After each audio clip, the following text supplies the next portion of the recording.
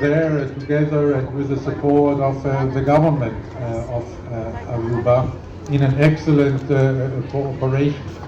You're caring about health, you're caring about education, you're caring about solidarity, you are caring about inclusivity and integration.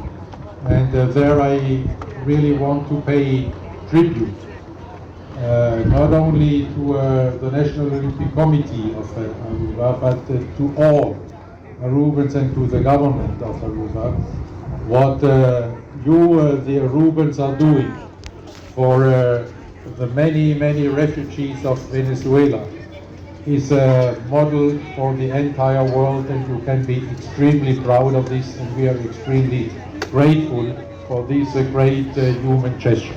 Thank you, Aruba. Work for the Olympic values, this work for the SDGs is so much embraced and is so efficiently being promoted by two ladies we have seen here on stage.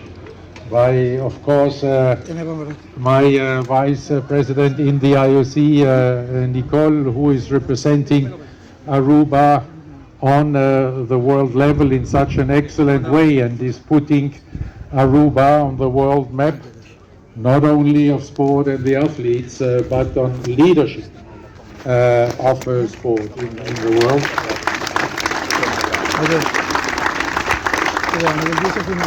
And to Wanda, who with all her heart and her passion for sport, the values of sport and for the athletes, is promoting these values in such an outstanding way here in Aruba.